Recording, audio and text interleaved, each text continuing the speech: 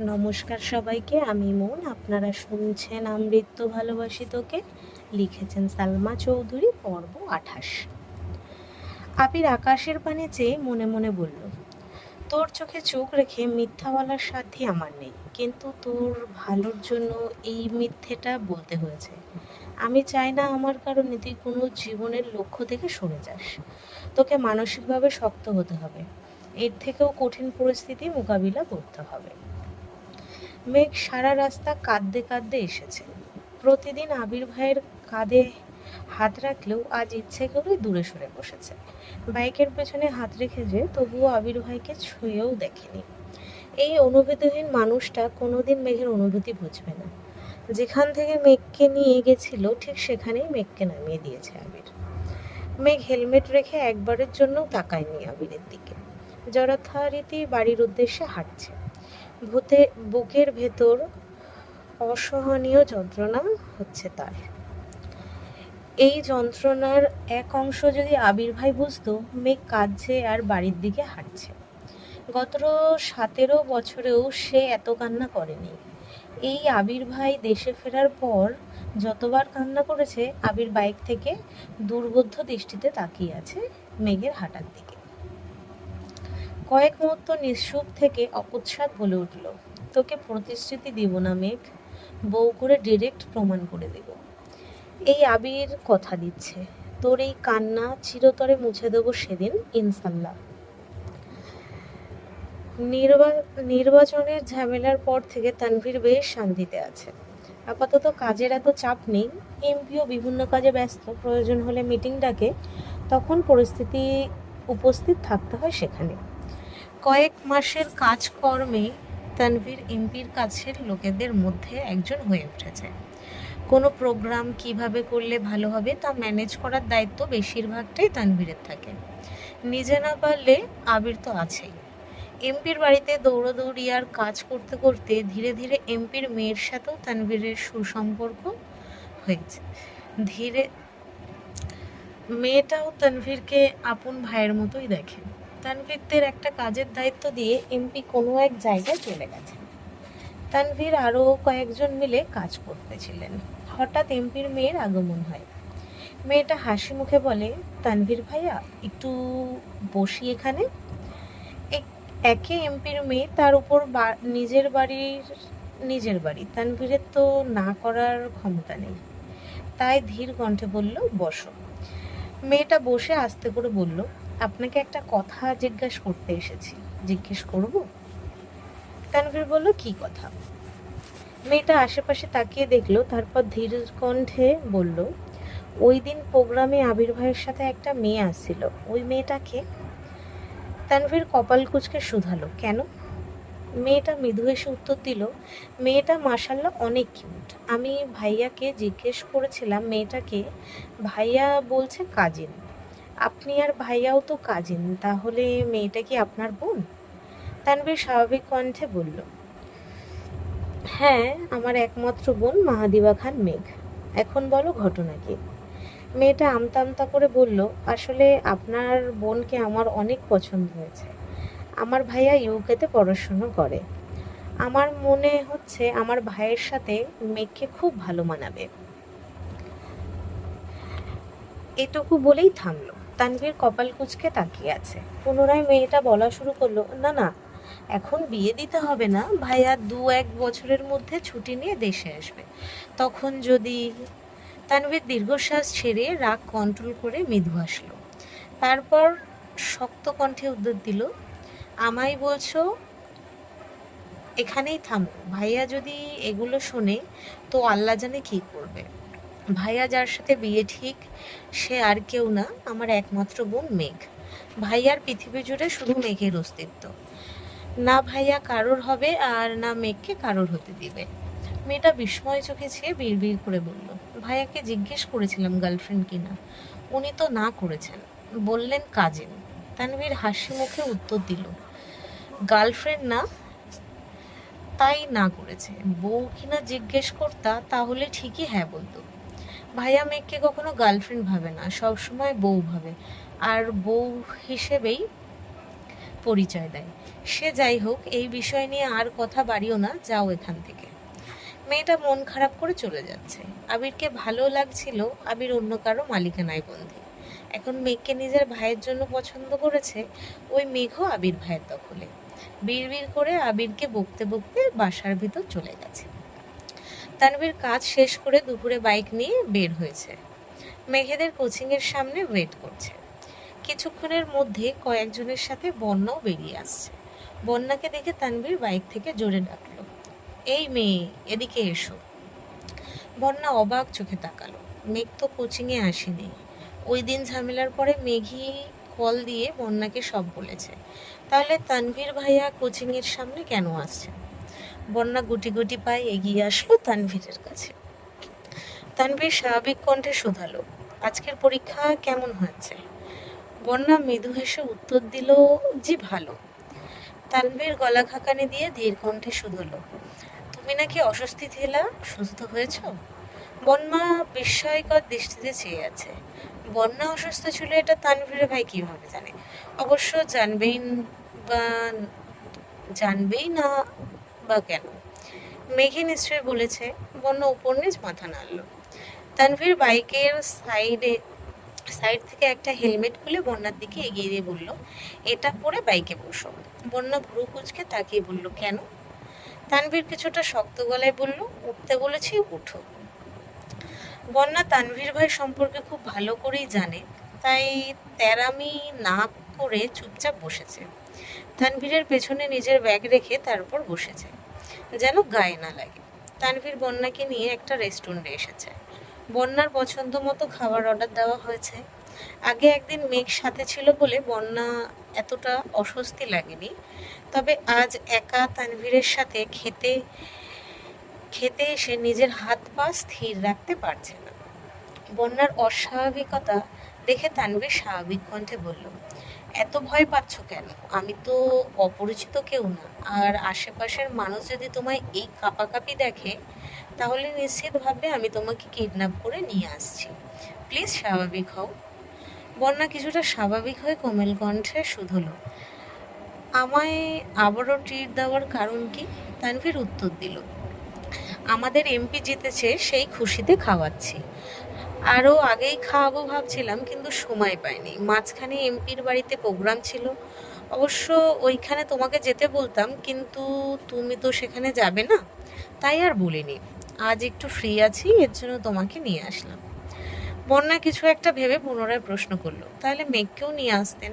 তানভীর সঙ্গে সঙ্গে জবাব দিল, বনুকে নিয়ে আসতে চাইছিলাম, কিন্তু ভাইয়া নিষেধ করলো। কথাটা বলেই ভাবনায় পড়ে গেছে তানভীর, যদি বন্যা কিছু বুঝে ফেলে। যেই কথা সেই কাজ। বন্যা প্রশ্ন করে উঠল, আপনি মেঘের আপন ভাই, তাহলে উনি নিষেধ করবেন কেন?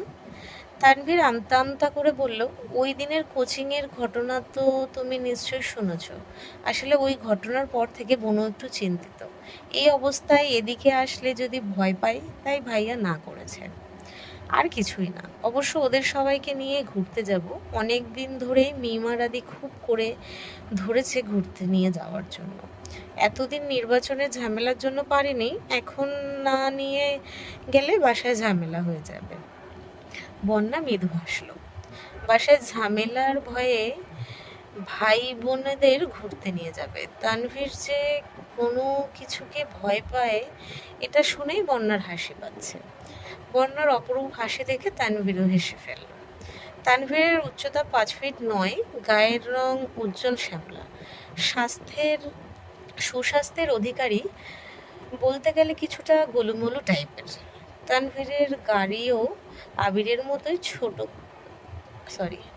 তানভীরের দাড়িও আবিরের মতোই ছোট করে কাটা, ফুল হাতার টি শার্ট কোনোই পর্যন্ত ওঠানো, সাথে জিন্স প্যান্ট। হেলমেটের কারণে গোছানো চুলগুলো অগোছালো হয়ে আছে। বন্যা তানভীরের মুখের দিকে কিছুক্ষণ দেখল। এমনিতে খুব মুডি মনে হলেও হাস্যজ্জ্বল মুখ দেখলেই মনে হয় না এই মানুষটা এত রাগী। দুজনেই খাওয়া শেষ করলো। তারপর বন্যাকে বাসার গলি পর্যন্ত পৌঁছে দিয়ে বাসায় ফিরছে তানভীর। দিনটা বৃহস্পতিবার ছিল। মেঘ সন্ধ্যাবেলা সোফায় বসে নুডলস খাচ্ছিল।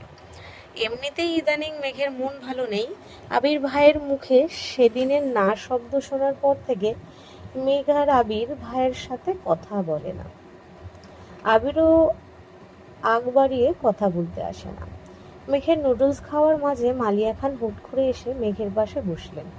মেঘ অবাক চোখে চাইল বড় আম্মুর দিকে, তারপর ঠান্ডা কণ্ঠে শুধালো, কি হয়েছে বড় আম্মু? হালিমা খান উত্তেজিত কণ্ঠে বলা শুরু করলেন, হ্যাঁ রে মেঘ, মেয়েটা যে থেকে পড়ায় কি যেন নাম? মেঘ ভ্রু কুচকে উত্তর দিল, জান্নাত আপু। কেন? হালিমা খান উত্তেজিত কণ্ঠে পুনরায় বললেন, জান্নাত মেয়েটাকে তোর কেমন লাগে? আমার তো বেশ ভালো লাগে, খুব ঠান্ডা, মন মানসিকতাও ভালোই মনে হলো। আমার মাথায় একটা চিন্তা ঘুরতেছে। আবিরের তো বিয়ের বয়স হয়েই গেছে, জান্নাতের সঙ্গে তোর আবির ভাইকে মানাবে ভালো, তাই না? মেঘের মনে হচ্ছে মাথার উপর অবস্থিত ছাদটা অকস্মাৎ মেঘের মাথায় ভেঙে পড়েছে। মেঘের বুকটা কেঁপে উঠল।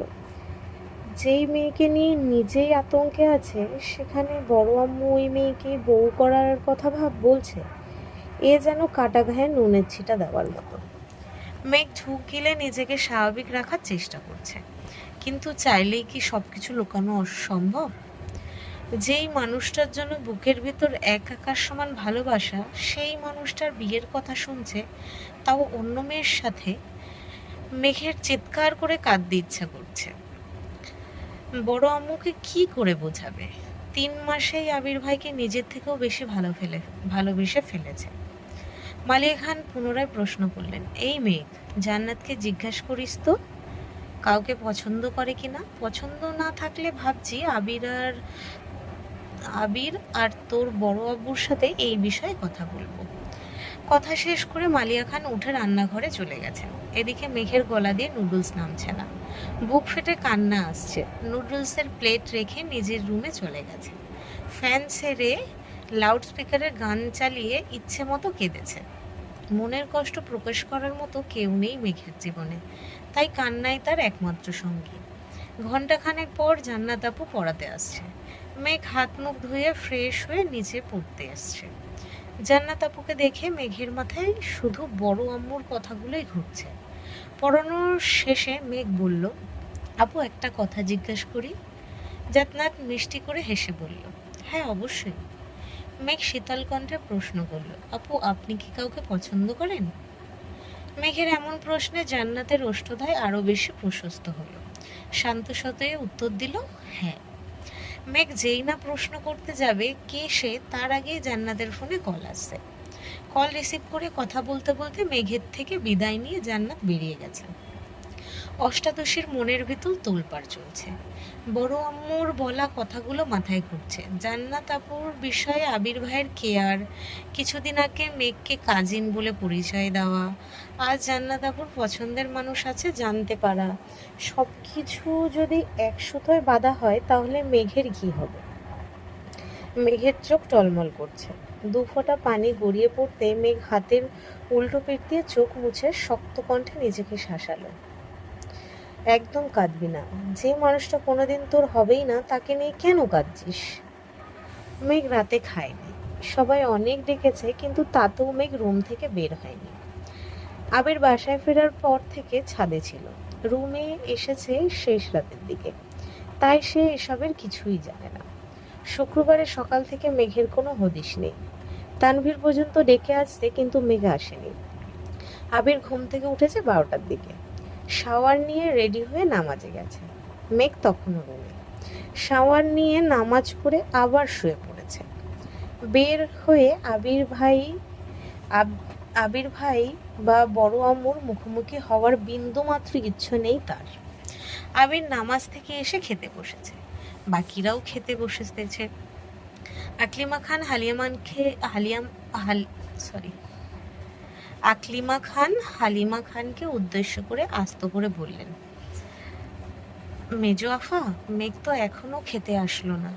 এই কথা আবিরের কান পর্যন্ত পৌঁছে গেছে। খাবার মুখে দিতে গিয়েও থেমে গেল। সহসা তানভীরের দিকে তাকিয়ে ইশারা দিল। তানভীর সঙ্গে সঙ্গে উঠে গেছে। মেঘকে ডেকে ধমক একটু অনেক সময় ধরে পড়ছি তো, ওর জন্য একটু ইয়ে হয়ে যাচ্ছে। আমি আবার বলছি লাইনটা। তানভীর সঙ্গে সঙ্গে উঠে গেছে, মেঘকে ডেকে ধমকে নিয়ে আসছে। মেঘের চোখ মুখ ফুলে আছে, চুলগুলো এখনো ভেজা, চুল থেকে টুপ টুপ করে পানি পড়ছে। মাথা নিচু করে খেতে বসেছে, চুল দিয়ে বেশ অর্ধেক মুখ ঢেকে রেখেছে। কিন্তু আবির মেঘের বিপরীতে বসায় স্পষ্ট মেঘের চোখ, নাক, মুখ দেখতে পাচ্ছে। আবির খাওয়ার মাঝখানে বেশ কয়েকবার মেঘের দিকে তাকিয়েছে, ভেবেই পাচ্ছে না হলো কি। কিন্তু মেঘ ভুল করেও একবারও মুখ তুলে তাকায়নি। মেঘের হাবভাব দেখে মোজ্জামেল খান রেগে গেলেন, কঠিন স্বরে বললেন, পরীক্ষা যত কাছে আসছে তোমার অমনোযোগিতা ততই বাড়ছে। যা যা চাইতেছ সবই তোমাকে দেওয়া হচ্ছে, তারপরও তোমার পড়াশোনাতে এত অবহেলা। শুনলাম ইদানিং কোচিংয়েও যাচ্ছ না। অবশ্য যাবেই বা কীভাবে, যাই হোক বাড়িতে অন্তত ঠিক মতো পড়াশোনা করো। আবির খাওয়া বন্ধ করে দাঁতে দাঁত চেপে বসে আছে। আবিরের অন্য হাত টেবিলের নিচে তানভীর চেপে ধরে রেখেছে। আবির প্লেটের খাবার শেষ করে সবার আগেই উঠে গেছে, কোনো দিকে না তাকিয়ে সোজা রুমে চলে গেছে। এক থেকে 1.5 ঘন্টা পর তানভীর মিমকে আর আদিকে ডেকে বলেছে রেডি হওয়ার জন্য, ঘুরতে নিয়ে যাবে। দুই ভাই বোন খুশিতে গদগদ হয়ে রেডি হতে চলে গেছে। জীবনে প্রথমবার বাইকে ঘুরতে যাচ্ছে। আবির আগে থেকে রেডি হয়ে সোফায় বসে আছে। শুক্রবার মানেই আবিরের পাঞ্জাবি পরার দিন। বেগুনি রঙের একটা পাঞ্জাবি পরেছে, সাথে সাদা রঙের প্যান্ট। বেলি ফুলের সুগন্ধযুক্ত তীব্র পারফিউম দিয়েছে গায়ে, সাথে একটা সুন্দর ডিজাইনিং ঘড়ি। চুলগুলো সুন্দর করে স্টাইল করেছে, যদিও হেলমেট পরলে চুলগুলো অগোছালো হবেই। আবির সোফায় বসে ফোন চাপতেছিল। তানভীরের পরনে পাঞ্জাবি আর লুঙ্গি। নামাজ থেকে এসে লুঙ্গি পরেছিল, এখনো তাই পরনে। প্যান্ট পরার সময়ও পাচ্ছে না ছেলেটা। সিঁড়ি দিয়ে নিচে নেমে আবিরের থেকে কিছুটা দূরে দাঁড়িয়ে বিড়বিড় করে বলল, ভাইয়া বনু তো ঘুরতে যাবে না বলছে। সঙ্গে সঙ্গে আবির চোখ রাঙিয়ে তাকিয়েছে। তানভীর ঢুক গিলে ছোট করে বলল, আচ্ছা আমি রাজি করাচ্ছি। আবার দ্রুত দৌড় দিল বোনের রুমের দিকে। মেঘকে বোঝাচ্ছে, কিন্তু মেঘ কোনো কিছুতেই রাজি হচ্ছে না, রাগে চিৎকার করছে। বললাম তো যাব না, তোমরা ঘুরে আসো, আমার ইচ্ছে নেই। তানভীর আবার নিচে আসছে।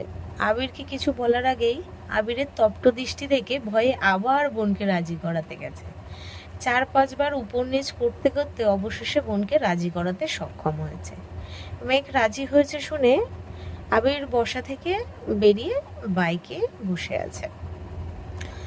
তানভীর সহ সবাই রেডি হয়ে বেরিয়েছে। তানভীর আবিরের কাছে গিয়ে দাঁড়িয়ে আস্তে করে বলল, বনুকে রাজি করিয়ে এনেছি ঠিকই, কিন্তু তার শর্ত সে তোমার বাইকে যাবে না। আবির অন্যদিকে মুখ করে কিরমির করে বলল, তোর বোন আমার সাথে না গেলে তোর খবর আছে। তানভীর মনে মনে বলছে, আল্লাহ তুমি আমায় উদ্ধার করো। দুই দিকে আগ্নেয়গিরি, মাঝখানে আমি অসহায় এক বালতি পানি। কি করে সামলাবো এই দুই পাগল রে। তানভীর বাধ্য হয়ে মেঘকে বোঝাতে গেল। মেঘ মাত্রাতিরিক্ত রেগে গেছে। আজ তানভীরের কথা শোনা বা মানার কোনো ইচ্ছে তার নেই। আবির ভাইয়ের সাথে যাবে না মানে যাবেই না। তানভীর আবিরের দিকে তাকাতেই দেখলো আবির রাগে ফুঁসছে। তানভীর বিড়বিড় করে বলল, কি মুসিবতে পড়লাম আমি।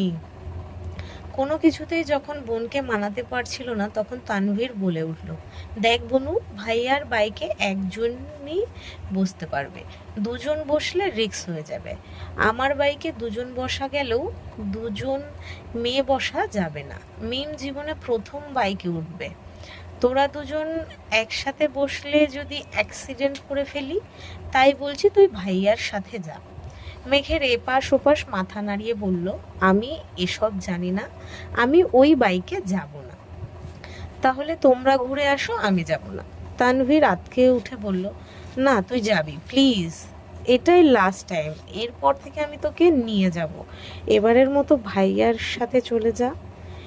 এই কথা বললে তো ফেলছে, কিন্তু ঘুরে ভাইয়ের দিকে তাকানোর সাহস পাচ্ছে না, কারণ এই কথা শুনে নিশ্চয়ই ভাবে আবিরের রাগ দ্বিগুণ বেড়েছে।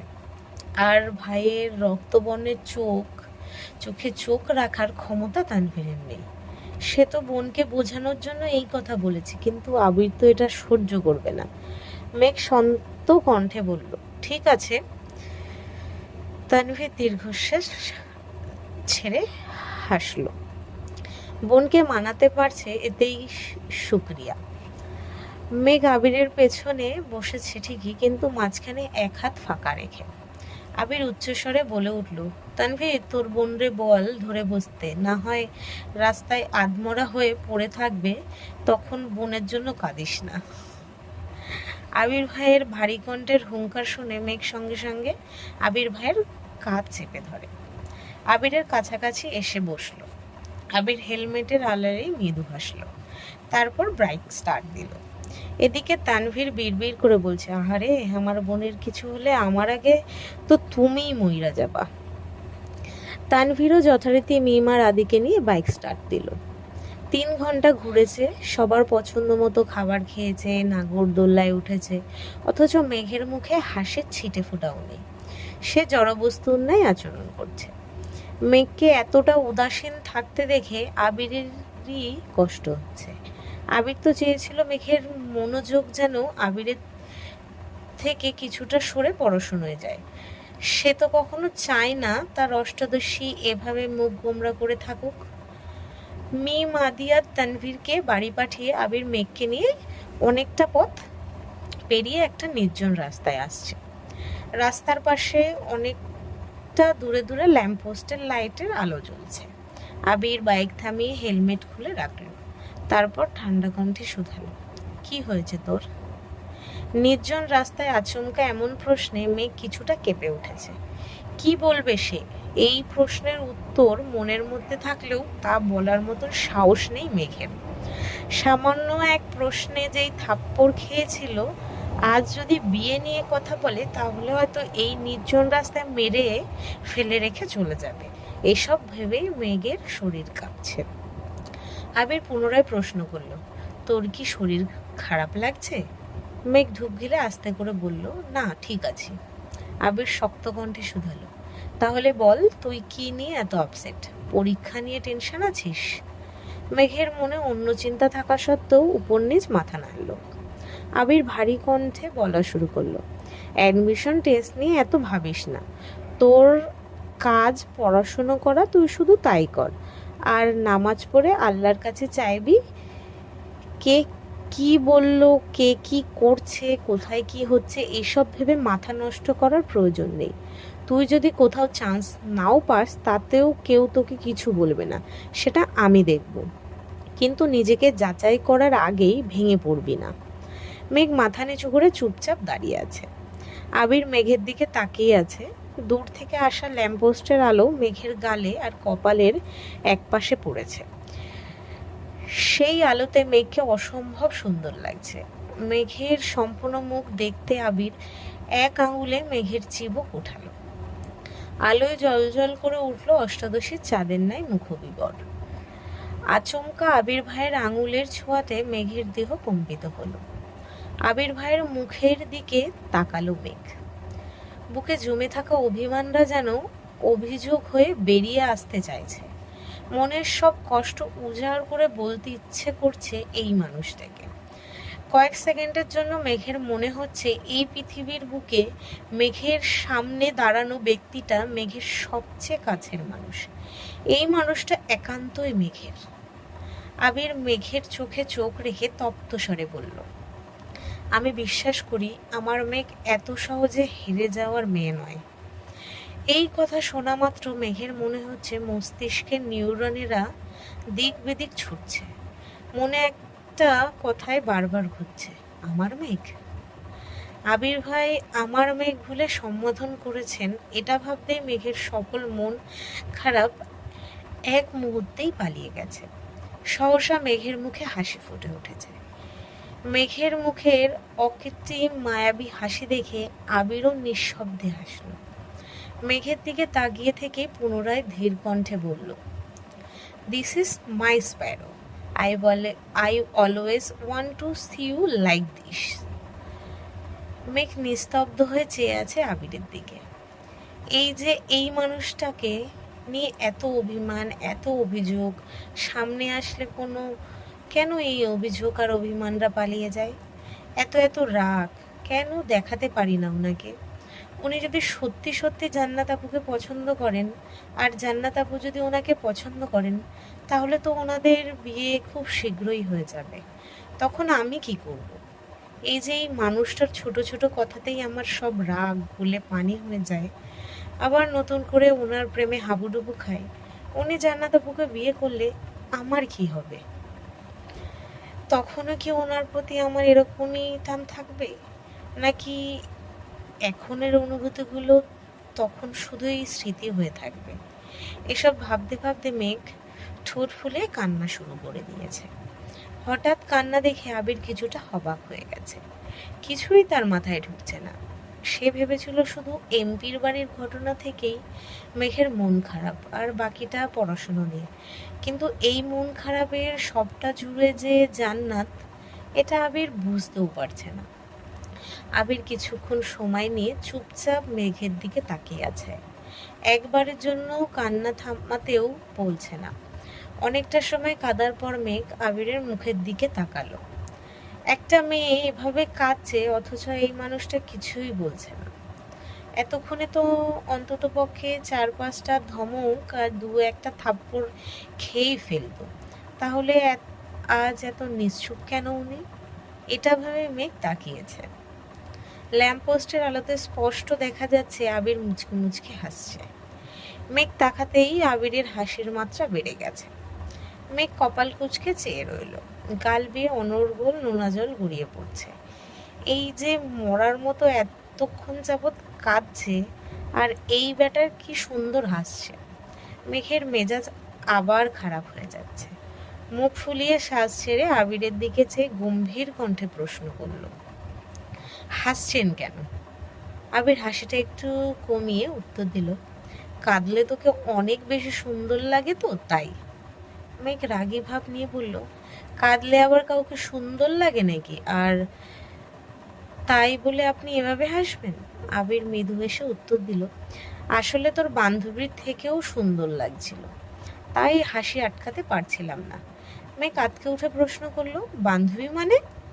আবির সশব্দে হেসে উত্তর দিল, ওই যে শেওড়া গাছে যে থাকে তোর বান্ধবীটা, ওইটার থেকেও তোকে সুন্দর লাগছিল। মেঘ আশেপাশে তাকাচ্ছে। এমনিই অন্ধকার হয়ে আছে চারপাশ। ল্যাম্পপোস্টের আলোতে রাস্তা আলোকিত থাকলেও রাস্তার আশেপাশে বিশাল গাছের কালো ছায়া দেখে ভয়ে পেয়ে সঙ্গে সঙ্গে 2 হাতে আবির ভাইয়ের শার্ট খামচে ধরে আবিরের বুকে মুখ লুকিয়ে ফেলেছে। মুখকে ভয় দেখানোর একমাত্র অস্ত্র হচ্ছে ভূত পেতনি, আর কোনো কিছুতেই ভয় পায় না মেয়েটা। আবির এটা খুব ভালো করেই জানে। এর জন্যই ইচ্ছে করে মেঘে খোঁজায়। আবির মেঘের পিঠে হাত রাখতে গিয়েও হাত সরিয়ে নিয়েছে। মনের বিরুদ্ধে নিজেকে কন্ট্রোল করা কতটা কষ্টের, সেটা আবিরের থেকে ভালো কেউ জানে না। আবিরেরও ইচ্ছে করছে মেঘকে 2 হাতে জাপটে ধরতে, কিন্তু সব ইচ্ছে তো পূর্ণতা পায় না। আবির নিজেকে সংযত করে মুচকি হেসে প্রশ্ন করল, এই যে তুই হুট করে মরা কান্না জুড়ে দেশ, সব আবার হুট করেই পাগলের মতো হাসতে থাকিস, তোর এমন আচরণে মানুষ ভাবে তুই শেওড়া পাড়ায় থাকিস। মেঘ এখনো 2 হাতে শার্ট খামচে ধরে আছে, ভেজা কণ্ঠে বলল, এসব কথা বলবেন না প্লিজ। আবির মৃদু হেসে উত্তর দিল, তাহলে তুই বল কাঁদছিলি কেন? তোরে কে কি বলেছে যে তুই এভাবে কাঁদছিস? এত আবেগ নিয়ে জীবন চলবে না মেঘ। কে কি বলবে, কে কি করলো, কে কোথায় চান্স পেলো, এসব ভেবে নিজেকে গুটিয়ে নিলে জীবনে কোনোদিন উন্নতি করতে পারবি না। নিজেকে কন্ট্রোল করতে শিখতে হবে। মেঘ আবিরকে ছেড়ে একটু দূরে সরে মাথা নিচু করে দাঁড়িয়েছে। আবির ছোট করে ধমক দিল, তাকা এদিকে। মেঘ 1 সেকেন্ডের মধ্যে আবিরের চোখের দিকে তাকালো। আবির ঢুক গিলে শক্ত কণ্ঠে বলল, তোকে অনেক বেশি শক্ত আর সাহসী হতে হবে। আশেপাশে তোকে কাঁদানোর জন্য হাজারো মানুষ থাকবে, তাদের কথায় তুই কেঁদেছিস মানে তারা জিতে গেল। এত সহজে অন্যকে জিতিয়ে দেওয়া কি ঠিক হবে? একটু থেমে পুনরায় বলল, জীবনে যাই হয়ে যাক তবুও নিজের মনোবল ভাঙতে দেওয়া যাবে না। এখনো অনেক সত্যর মুখোমুখি হওয়া বাকি। মেঘ কপাল কুঁচড়ে প্রশ্ন করলো, কি এমন সত্যি? আবির স্বাভাবিক কণ্ঠে উত্তর দিল, এখন তো না জানলেও চলবে, দেরি হয়ে যাচ্ছে, বাসায় যেতে হবে। রবিবারে অফিস থেকে ফিরে ফ্রেশ হয়ে আবির সোফায় বসে আছে। কিছুক্ষণের মধ্যেই জান্নাত বাসায় ঢুকছে। মেয়ে একটা খাতা রেখে আসছিল, সেটা আনতে আবার রুমে গেছে। জান্নাতকে দেখে আবির হাতে কয়েক প্রশ্ন নিয়ে এগিয়ে দিল। প্রশ্নগুলো দিয়ে কি যেন কথা বলছিল। মেঘ খাতা নিয়ে নামতে গিয়ে সেই দৃশ্য দেখে ফেলেছে। যার মনে যেটা থাকে সেটাই সবার আগে মাথায় আসে। মেঘ তাড়াতাড়ি করে নামছে। কাছাকাছি আসতেই আবির ঘাড় ঘুরিয়ে মেঘকে দেখল। তারপর স্বাভাবিক কণ্ঠে জান্নাতকে বলল, তুমি এইসব নিয়ে চিন্তা করো না, আমি দেখছি। আর তুমি ফ্রি হয়ে আমায় একটা কল দিও। জান্নাত চিন্তিত স্বরে উত্তর দিল, আচ্ছা ঠিক আছে। এদিকে মেঘ ড্যাব ড্যাব করে তাকিয়ে আছে দুজনের দিকে। মাথার ভেতর প্রশ্নেরা সব এলোমেলো ছুটছে। জান্নাত আপুকে চিন্তা করতে না করেছে। আবির ভাই দেখবে এসবের মানে কি? ওনাদের মধ্যে সম্পর্ক না থাকলে তো এসব বলতো না। আবার কলও দিতে বলছে। মেঘ বিড়বিড় করে বলছে, গেল রে গেল, তোর আবির ভাই অন্য মেয়ের হয়ে গেল। আবিরের আনা কোচিংয়ের কয়েকটা প্রশ্ন দিয়ে জান্নাত পরীক্ষা নিয়েছে। মোটামুটি 3 ঘন্টার উপরে সময় লাগছে। ড্রাইভার আর তানভীরকে পাঠিয়েছে জান্নাতকে বাসা পর্যন্ত দিয়ে আসতে। মেঘ খেতে বসেছে, 2 মিনিটের মধ্যে আবিরও খেতে আসছে। বাড়ির সবার খাওয়া দাওয়া অনেক আগেই শেষ হয়ে গেছে। আবির ইচ্ছে করেই মেঘের জন্য ওয়েট করেছিল। এই যে সে জান্নাতের সাথে কথা বলেছে, মেঘের মনে কি চলছে তা বোঝার জন্যই ওয়েট করেছিল। দুজনেই চুপচাপ খাচ্ছে। হঠাৎ মালিয়া খান তানভীরের চেয়ার টেনে আবিরের পাশে বসছেন। তারপর শান্ত কণ্ঠে বললেন, বাবা তোর সাথে একটু কথা ছিল। আবির খেতে খেতেই জবাব দিল, বলো শুনছি। মেঘের খাওয়া বন্ধ হয়ে গেছে। সে খুব ভালোই বুঝতে পারছে বড় আম্মু কি বলতে চাচ্ছেন। আজকে জান্নাত আপুর যাওয়ার সময় মেঘ দেখেছে বড় আম্মু জান্নাতকে দূর থেকে বউ দেখার মতো পরখ করছে। মালিয়া খান শীতল কণ্ঠে বলা শুরু করলো, আর কিছুদিন পরেই তো তোর 25 বছর হতে চললো। তাই যেহেতু এখন ব্যবসাও করছিস, তোর আব্বু মুখে শুনেছি তুই খুব মনোযোগী, আর তুই যাওয়াতে নাকি ব্যবসায় অনেক উন্নতি হচ্ছে। তাই বলছিলাম বিয়ে তো করা দরকার। আমি সেদিন মেঘকে জান্নাতের কথা জিজ্ঞেস করেছিলাম। মেয়েটাকে আমার ভালো লাগছে, তোর পছন্দ হলে ভাবছি তোর আব্বুকে জানাবো।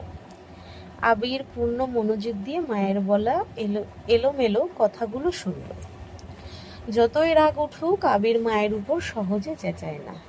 মেঘের দিকে এক পলক তাকালো আবির। মেঘ অনেকক্ষণ আগে থেকেই খাওয়া বন্ধ করে মাথা নিচু করে বসে আছে। আবির মনে মনে ভাবছে, মানুষ ঠিকই বলে, জীবনে হাজার হাজার শত্রুর প্রয়োজন হয় না, ঘরে একজন এমন মানুষ থাকলেই যথেষ্ট। হায় আল্লাহ, আমি বিয়ে করার আগেই তো ওরা আমার সংসার ভেঙে দিবে। তার মানে এই কারণেই মেঘ সেদিন এত কান্না করছিল, আর আমি ওকে পড়াশোনা নিয়ে এত জ্ঞান দিলাম। আবিরকে নিশ্চুপ থাকতে দেখে মেঘের মনটা দুমড়ে মুচড়ে যাচ্ছে। আবির ভাই রাজি হলেই সামনে বিয়ে। অবশ্য রাজি হবেই হবেই হবেই না বা কেন, উনি তো। এটুকু ভেবেই মেঘ থেমে গেল। চোখ টলমল করছে, ঠোঁট কাঁপছে। আবির মায়ের দিকে তাকিয়ে ভারী কণ্ঠে অকস্মাৎ বলে উঠল, একটা মেয়ে এই বাড়িতে পড়াতে আসছে, আর তোমরা কি সব ভাবছো? তাছাড়া আমি এখন বিয়ে করব না। এই টপিকে আর কথা বলো না। এটুকু বলেই আবির দাঁড়িয়ে পড়ল। মেঘের দিকে তাকিয়ে তপ্ত স্বরে বলল, এই মেয়ে, খাওয়া শেষ করে পড়তে বস গিয়ে। এসব আজাইরা চিন্তা মাথায় ঢুকাবি না। আজকের পর্ব এই অবধি। যদি সবার ভালো লাগে লাইক কমেন্ট শেয়ার করে দিও। আর যদি ইউটিউব থেকে শুনছো তো সবাই সাবস্ক্রাইব করো, ফেসবুক থেকে শুনলে সবাই একটু ফলো করে দিও। আজ আসছি, ধন্যবাদ সবাইকে।